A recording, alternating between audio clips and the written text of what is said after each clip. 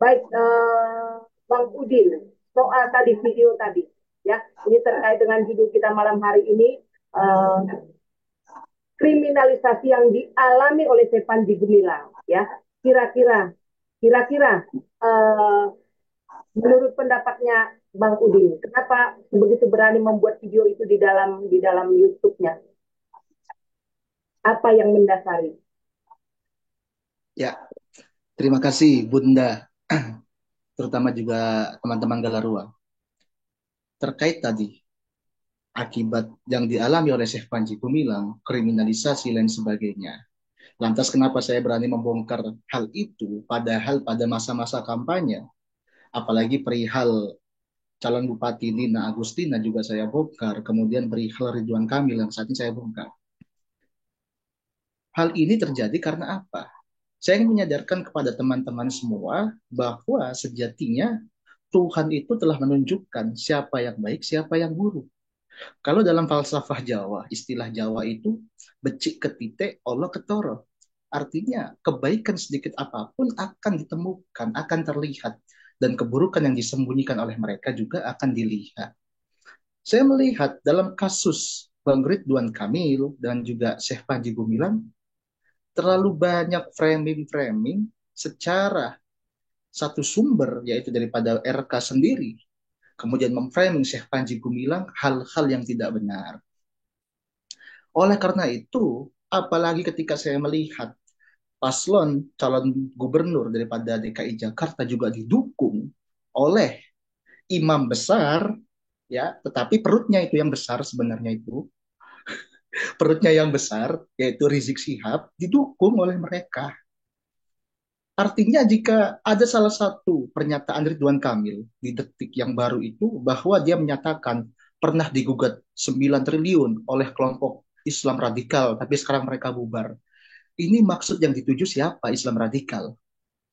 Mereka menuduh orang lain Islam radikal, tetapi yang mendukung Ridwan Kamil dan Siswono, kemudian mereka menandatangani fakta integritas adalah mantan anggota Front Pembela Islam. Kan begitu. Jadi ini apa ya? Terlalu banyak orang bermuka dua.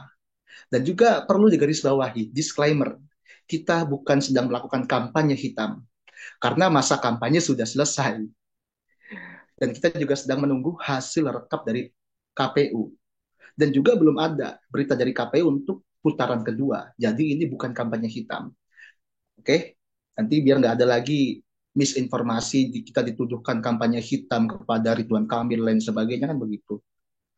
Nah, daripada hal ini Bunda, aku melihat ketika Bang Ridwan Kamil didukung oleh sosok yaitu Rizik Syihab, apa benar dia bekerja, dia bertugas untuk menjadikan perdamaian di DKI Jakarta atau justru sebaliknya? Kan begitu. Kemudian apalagi yang mendukung adalah salah satu partai yang kental sekali dengan slogan-slogan Islam, yaitu PKS. Yang sebagaimana daripada penelitian teman-teman yang lain, para bapak bangsa kita, terutama pendapat dari Gus Dur sendiri pun menyatakan PKS ada afiliasi dengan Ikhwanul Muslimin, suatu gerakan yang terlarang. Oleh karena itu sangat mustahil kiranya jika Ridwan Kamil ini dianggap melawan Islam radikal karena di belakangnya ada kelompok Islam radikal atau mantan-mantannya, kan begitu, Bunda. Nah, yang paling menarik Bunda sebenarnya daripada kasus Ridwan Kamil ini, terutama bagaimana kriminalisasi dia terhadap Syekh Panji Gumilang, saya tadi itu baru melihat suatu pernyataan di official iNews. Dia dengan sadar menyatakan bahwa untuk masalah pertahanan, provinsi nggak punya kewenangan. Untuk masalah pendidikan pesantren, provinsi nggak punya kewenangan. Untuk masalah keuangan, provinsi pun nggak punya kewenangan. Nah, masalah pesantren kewenangannya adalah Kemenak. Tetapi dia menyatakan dengan tegas, dan itu masih bisa diakses sampai saat ini, linknya itu masih ada di official iNews, dia menyatakan dengan tegas bahwa dia mencari celah untuk melakukan investigasi mandiri kepada Al Zaitun. Dia berkata ada satu pihak dia tidak pantas melakukan investigasi kepada Al Zaitun karena merupakan pondok pesantren di bawah naungan Kemenak, tapi seorang gubernur ini, ya mantan gubernur Jawa Barat, mencari daripada apa? Celah untuk melakukan investigasi kepada Mahat Al-Zaitun. Nah, ini bisa dibayangkan, Bunda. Jika sesama agama, hanya beda pemahaman dalam memahami agama, tidak berbeda soal Tuhan, tidak berbeda soal nabinya, mereka bisa melakukan tindakan seperti ini, apalagi kepada teman-teman yang berbeda agama. Ya, betul. Apalagi nanti kalau lembaga amal teman-teman yang berbeda agama ini memiliki uang yang banyak. Padahal itu merupakan sumbangan sukarela dari mereka untuk membantu sesama. Kan begitu. Nah, menariknya daripada dibentuknya investigasi ini, mereka mengumpulkan informasi daripada satu pintu. Tidak ada klarifikasi atau tabayun kepada pintu kedua, yaitu Mahat Al-Zaitun.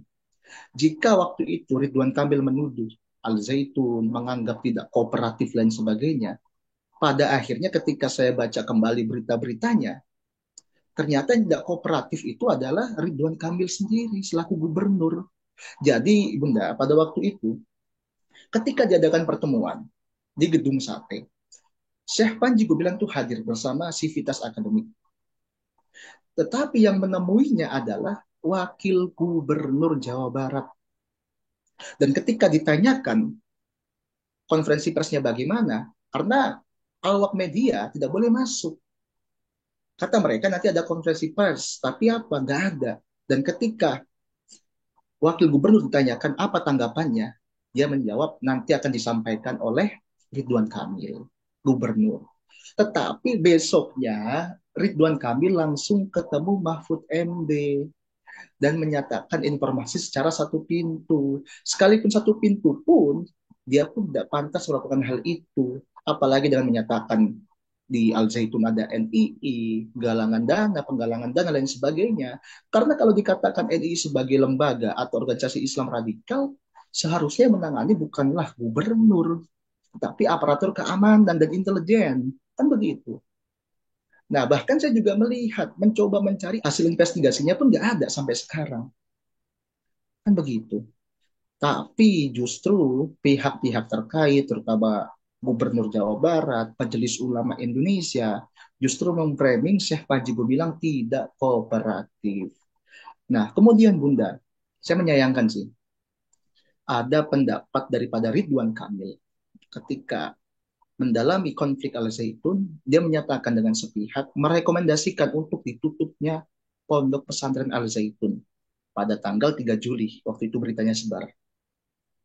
Mereka ini, Gubernur Jawa Barat, meminta, merekomendasikan agar ponpes ditutup. Padahal itu bukan kewenangannya. Dan juga penutupan pondok pesantren justru melanggar hak asasi manusia yang telah tertuang dalam Undang-Undang Dasar untuk memilih tempat belajar, untuk memilih pembelajaran apa yang mau dianut kok. Kan yang dilarang oleh negara kita adalah paham Marxisme melalui TAP MPR. Adapun paham yang lain yang tidak ada larangannya. Kan begitu. Nah, hal ini yang saya lihat, gubernur telah melebihi batas. Yang seharusnya lembaga eksekutif tingkat daerah, tapi bertindak sebagai aparatur keamanan, aparatur penegak hukum, kan begitu. Nah, jadi masih banyak juga Bunda, apalagi ketika dia menerima info ada kelompok NII yang melakukan penggalangan dana, dia menyatakan dalam salah satu media, jika memang ada transaksi ilegal dan sebagainya, bekukan saja aset Al-Zaitun, yang dimana sampai saat ini pun dibekukan asetnya. Nah, tadi ada satu lagi mengenai Ridwan Kamil yang mengatakan bahwa uh, Al-Zaitun itu terkait dengan radikal, gitu ya, radikal. Nah, namun dalam perjalanan waktu, apalagi pada saat pilkada ini, toh merapat juga atau bergandengan tangan dengan yang radikal itu. Sepertinya maling teriak maling jadinya ya. Oke, sebelum itu kita lihat dulu berita tentang itu, mungkin ada kaitannya sebentar. Ya, ini. Oke, saya bacakan sedikit ya, Bang Udin ya. Ya, ini Ridwan Kamil ungkap peran Panji Gumilang dalam kelompok NII. Ya, ini terkait tadi ya informasi yang Bang Udin sampaikan. Bandung sebanyak 31 orang yang tergabung dalam kelompok Negara Islam Indonesia NII di lingkungan Ponpes Al Zaitun telah mencabut bayat dan menyatakan kembali ke NKRI. Upacara ikrar di NKRI ke NKRI ini disaksikan langsung oleh Gubernur Jawa Barat Ridwan Kamil. Ridwan Kamil mengungkapkan jika kelompok NII saat ini masih eksis di tengah masyarakat. Menurutnya juga orang-orang NII punya pola untuk menghimpun dana. Itulah kenapa kata dia Ponpes Al Zaitun memiliki aset hingga dana yang fantastis. Kemarin sekitar 30-an pejabat struktural NII sudah insaf melakukan komitmen kembali setia ke NKRI. Dilakukan upacara, kemudian mereka memberikan testimoni apa adanya dan memang NII masih nyata dalam versi mereka. Kata Kang Emil, sapaannya di Gedung Sate Bandung. Ya, ini aja ya singkat ya. Oke. Okay. Ya, berarti terkonfirmasi ya bagian ini yang tadi pernyataan dari Bang Udin ya. Nah, soal ini apa di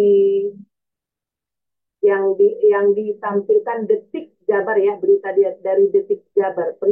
Pandangan dari Bang Udin gimana ini soal NI? Ini kan terkait tadi pernyataan Bang Udin bahwa Ridwan Kamil menyatakan radikalis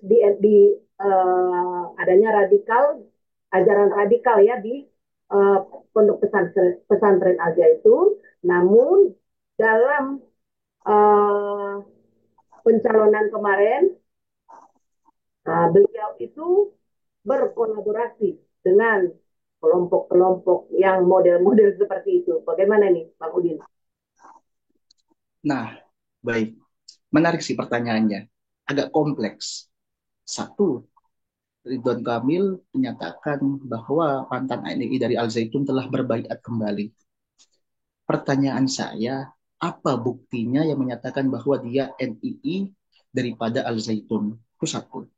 Yang kedua, pernahkah pihak aparatur keamanan, aparatur intelijen negara membuktikan bahwa Al Zaitun adalah NII? Kan begitu. Justru selama ini pun tidak ada bukti semacam itu. Kemudian, yang ketiga, ini narasi liar saya. Karena saya biasa di lapangan, ya bisa saja toh mengambil 30 orang lalu bayar aja 300.000 per orang. Kan bisa saja untuk mengaku sebagai mantan NII, kan begitu. Toh mengaku mantan NII, kan NII-nya nggak bisa menghukum kita, nggak bisa lapor. Karena NII telah dibubarkan oleh pemerintah. Kan gitu. Ya. Nah, kemudian, sehingga bagi saya begini, Bunda.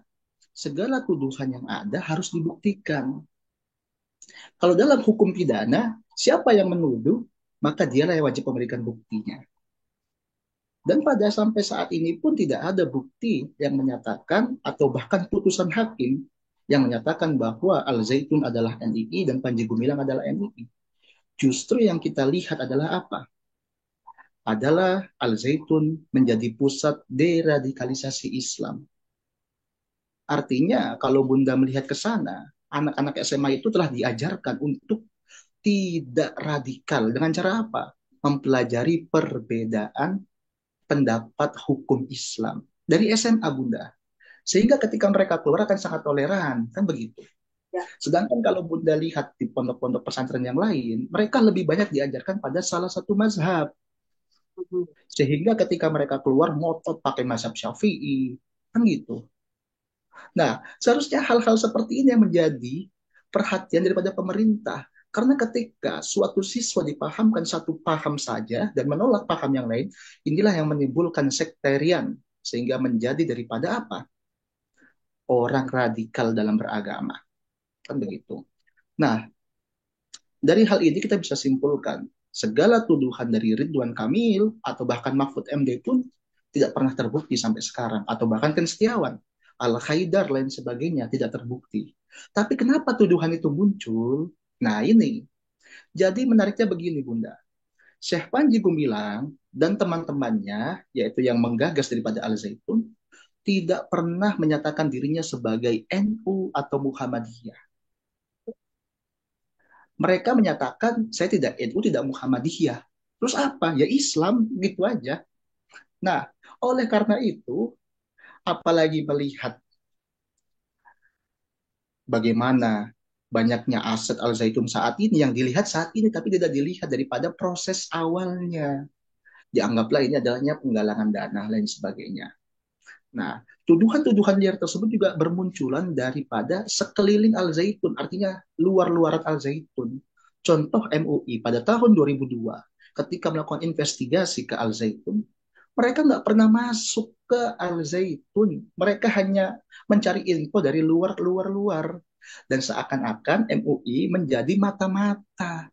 Dan tindakan memata-matai orang lain itu adalah tindakan yang terlarang dalam agama Islam. Pertanyaannya mereka masih Islam atau bukan? Atau Islamnya hanya sebagai bahan jualan ke orang lain, apalagi masa pilkada. Kan gitu. Nah, terutama juga begini Bunda, ternyata yang mereka tuduh sebagai radikal, ya orang yang menuduh orang lain radikal itu, ternyata sekolah dengan Front Pembela Islam yang telah nyata dibubarkan oleh pemerintah. Kan begitu. Sehingga pertanyaannya kita kembalikan kepada masyarakat. Yang radikal siapa sebenarnya? Syekh Panji Gumilangkah yang membina para santri, para sivitas akademik untuk bersifat moderat, bersifat toleransi, dan sebagainya? Ataukah Ridwan Kamil yang ketika mencalon, lalu jadi dukung oleh paslon yang dahulu menggembor-gemborkan Islam, yang menjadikan Islam sangat radikal, yang bahkan telah dibekukan, telah dibubarkan oleh pemerintah. Nah, begitu Bunda. Artinya ini bisa jadi ya, mohon maaf, serigala berbulu domba itu. Bang Udin nih, dengan apa yang terjadi hasil pilkada ini, adakah kaitannya dengan kalau kita kan ada istilah tabur tuai. Nah, kemarin kemarin dalam Zoom meeting Galarwa, kita sudah berbincangkan juga mengenai bagaimana ada seorang pendeta yang sama nasibnya seperti saya Panji Gumilang namanya uh, pendeta Yusuf Manugulu. Kebetulan ini pendeta waktu itu didampingi, disupport, diikutilah kasusnya oleh Galarua karena kita yang support, kita yang menyediakan pengacara waktu itu ya dari Galarua. Jadi perjalanan kasusnya pendeta Yusuf Manugulu yang sama dikriminalisasi juga ya, itu kita tahu persis gitu ya. Nah, kalau kami ada istilah kan tabur tuai. Nah, bagaimana menurut pendapat Bang Udin ini mengenai ini?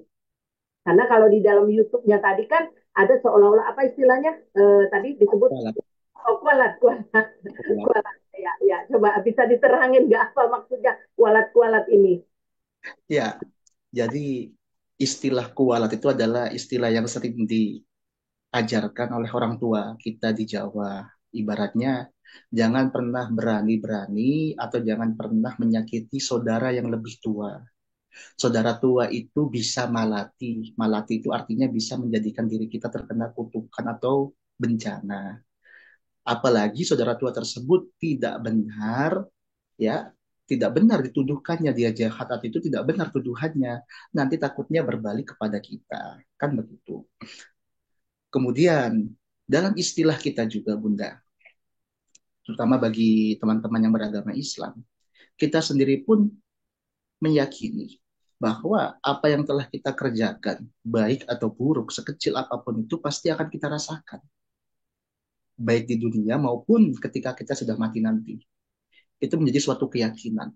Sehingga jika ada calon gubernur, calon bupati, lalu mereka berani berbuat jahat, lantas dia masih mengatasnamakan dirinya beragama Islam, ketahuilah Islamnya itu hanya sebatas di mulut dan di pakaian. Bisa jadi dia pakai jilbab, pakai kopiah, tetapi Islamnya itu nggak pernah dia ajarkan, dia buktikan dalam tindak laku perilakunya.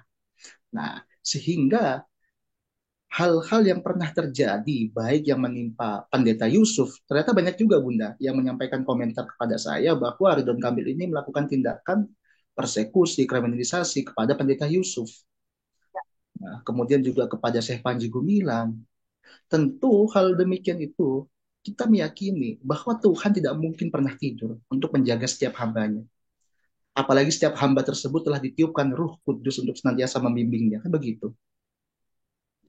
Nah, dalam hal ini kita sangat berterima kasih Bunda. Artinya apa? Apa yang telah dijanjikan Tuhan, apa yang telah menjadi mimpi bagi kita semua bahwa segala kebaikan pasti dibalas dan keburukan akan dibalas telah dibuktikan oleh Tuhan melalui fenomena pilkada tahun ini, Bunda. Terutama ketika Ridwan Kamil mendapatkan suara yang sangat jauh. Apalagi ada informasi, ya mungkin info angin lah, tetapi ngakunya dari pusat bahwa akan dilaksanakan putaran kedua. Maksanya begitu. Apalagi kita lihat PKS yang notabene mereka menganggap Jawa Barat adalah sebagai miliknya, sebagai tempat orang-orang Islam. Nyatanya Presiden PKS pun yang di mana dia memiliki motor, ya, memiliki kendaraan partai yang begitu besar, harus keok Hmm, dengan seorang Kang Deddy Mulyadi. betul. Nah, ini Jauh. menjadi bukti, Bunda, bahwa Tuhan tidak pernah tidur untuk menjaga hamba-hambanya. Ya walaupun terkadang kita, mungkin saya pribadi pun juga suka menganggap kok lama betul ini balasan Tuhan kan. Tetapi Tuhan senantiasa membalas pada waktu yang tepat. Apalagi setelah pilkada kan uang sudah habis-habisan. Kan nggak murah, Bunda, untuk jalan itu. Dan inilah cara Tuhan untuk menghancurkan daripada orang-orang yang telah pernah berbuat jahat kepada mereka, orang-orang yang senantiasa baik, mengajarkan daripada firman-firman Tuhan kepada masyarakat. Itu, Bunda. Kalau kemarin kita bahas ya, kalau pas kasusnya Pendeta Yusuf Manugulu, Dalam kan sangat tahu betul ya, mendampingi dan mengikuti. Penangkapannya luar biasa loh Bang Udin. Itu lebih-lebih dari teroris. Kesalahan yang nggak bayangin, itu kurang lebih 40, hampir 50 orang polisi mengepung rumahnya. Kalau info dari istrinya sendiri sih mengatakan hampir 100 orang, tapi ini data yang kita peroleh sih kurang lebih 50. Nah, kurang lebih 50 orang mengepung rumahnya ya. Ini kan sangat-sangat berlebihan ya untuk kesalahan yang hanya mewawancarai seseorang ya yang berubah keyakinan dari Islam ke Kristen. Nah, kalau di negara ini kan sebenarnya sah-sah saja ya, Bang Udin ya, sepakat kita ya bahwa boleh dari Islam ke Kristen, dari Kristen ke ke Islam sah-sah saja ya, memilih agama yang sah di Indonesia. Nah, namun akibat itu diwawancara testimoni lah ya, apa kesaksiannya gitu, kesaksiannya di wawancara. Nah, kesalahan itulah yang dipergunakan untuk mengkriminalisasi pendeta Yusuf Manugulu. Itu luar biasa. eh, Kejadiannya di rumahnya kan di daerah daerah Jakarta Utara sana, tapi diadili di Bandung. Bayangkan itu satu keluarga jadi ter apa ya jadi inilah berdampak lah sampai masuk sama cucu-cucunya itu jadi nggak bisa sekolah karena kan itu Bandung yang biasanya sekolah di Jakarta ya ini ke Bandung selama kurang lebih setahun, lebih dari setahun. Karena kan ponisnya sendiri setahun. Waktu pengadi apa namanya waktu ditahan di Polda berapa lama saya lupa waktu itu. Nah itu selama itu ini istrinya Yusuf Manubulu keluarga ya itu kos di sana. Nah dari sisi apa materi juga menderita, kemudian sekolah juga keluarga itu menderita, ya keluarga itu secara keseluruhan menderita akibat kriminalisasi terhadap pendeta Yusuf Manugulu. Nah itu yang terjadi. Nah orang-orang seperti ya katakanlah Pak RK ini memanfaatkan kekuasaan untuk memperlakukan orang-orang yang lemah, ya, yang ekonominya juga susah, yang nggak siapa-siapa. Nah, itu ya Tuhan memang biarkan saat ini ya harus mengalami kekalahan gitu ya kalau versinya saya gitu ya kami gitu ya Bang Udin ya. Nah, menurut Bang Udin yang dialami ini oleh Ridwan Kamil dan pasangannya ya uh, elektabilitasnya kan awalnya tertinggi dari semua ya. Nah, muncullah uh, apa namanya kasus kasus ini viral lah mengenai isu memenjarakan isu Ridwan Kamil memenjarakan pendeta itu mulai anjlok, anjlok, anjlok, kemudian mungkin dari Al Zaitun juga seperti itu ya, mulai terbuka, dibongkar-bongkar lagi dosanya ya. Dosa ini memang harus dibongkar kalau di saat begini, ini saatnya membongkar gitu ya. Nah, uh, menurut Bang Udin nih ya, ke depannya nanti bagaimana kita kita ini ya melihat calon-calon pemimpin ini, apa yang harus kita lakukan gitu ya, antisipasi agar agar tidak mendapatkan pemimpin yang apa ya, yang jolim lah ya, yang otoriter, yang memanfaatkan kekuasaannya untuk apa, menjolimi orang lain gitu loh, Bang Udin. Apa yang harus kita lakukan? Baik, Bunda. Sebenarnya perlu dibahas begini. Dengan sistem demokrasi bukan berarti kita bisa memilih yang terbaik di antara yang terbaik. Tetapi dengan sistem demokrasi, terutama dengan sistem pemilu, dengan inilah kita bisa mengusahakan agar orang yang paling buruk tidak memimpin kita. Hmm. Karena kalau bagi saya pribadi, ini kita tidak membicarakan pilkada DKI Jakarta, tidak membicarakan paslonnya, tapi secara umum menurut pandangan saya, yang mencalonkan ini adalah bagi saya anjing, babi, serigala. Kalau dalam Islam semuanya haram ini, tetapi kita pilih mana yang masih ada manfaatnya sedikit aja. Ya, itu. Ya kita sadarlah orang itu kan manusia tuh nggak suci dari dosa, semua punya dosa. Ya, artinya yang sekarang mendaftar itu ya bukan orang yang paling baik, bukan. Mereka semuanya orang-orang buruk kok, punya rekam jejak yang buruk. Hanya saja kita pilih yang masih ada manfaatnya sedikit aja kan begitu. Nah, terutama begini Bunda, kenapa? Jadi kembali pada Islam radikal. Kenapa masih ada kelompok-kelompok Islam radikal yang sampai terjadinya pemenjaraan pendeta Yusuf dan sebagainya? Sebenarnya Bunda, kelompok Islam radikal adalah kelompok yang paling murah untuk bayarannya. Mereka cukup dibayar aja kepalanya. Anak buahnya yang bawah itu, yang nggak ngerti agama, nggak bisa ngaji itu, langsung ikut manut-manut. Bela Islam, bela agama. Kan gitu bahasa mereka. Karena kenapa saya bilang begitu terus? Karena saya pernah mengalami hal ini. Dikaderisasi oleh FPI, HTI, Ikhwanul Muslimin. Saya pernah mengalaminya. Nah, kemudian itu Bunda, untuk kita melihat atau bagaimana cara kita memilih yang lebih baik, kita lihat manfaatnya. Apalagi kenapa Bang RK langsung turun daripada elektabilitasnya, selain daripada adanya dinaikannya aib bahwa pendeta Yusuf dipenjarakan karena telah mewawancarai orang yang murtad dari Islam ke Kristen, juga naiknya daripada Ridwan Kamil dan Suswono yang menandatangani fakta integritas dengan orang-orang ex-FPI. Kan begitu. Apalagi sampai didoakan di kota suci Mekah Al-Mukarramah oleh imam besar Rizik Sihab. Kan didoakan. Hmm. Tapi pertanyaan saya begini, kota Mekah ini adalah kota suci yang seharusnya doa itu langsung sampai kepada Tuhan. Tapi kok bisa kalah? Nah, ini menjadi suatu pemahaman kita bahwa Tuhan tidak mau mengabulkan doa-doa seperti itu. Hmm. Apalagi jika kita melihat 2024 kemarin Pilpres ketika Islam radikal mendukung salah satu paslon, buktinya kalah kok. Ini menandakan telah banyak masyarakat Indonesia yang telah sadar dalam beragama. Sekalipun masih banyak juga yang isinya orang-orang kolot, orang-orang radikal, kan begitu. Itu sih Bunda, kalau dari saya. Intinya dalam pilkada ini kita lihat dulu. Kita berikan klasifikasi umum bahwa semuanya adalah orang-orang buruk. Karena mereka adalah manusia dan mereka pasti memiliki track record buruk yang bisa kita akses melalui internet, kan begitu. Tetapi dari keburukan yang ada, kita pilih yang paling rendah keburukannya. Itu Bunda. Kalau dari saya.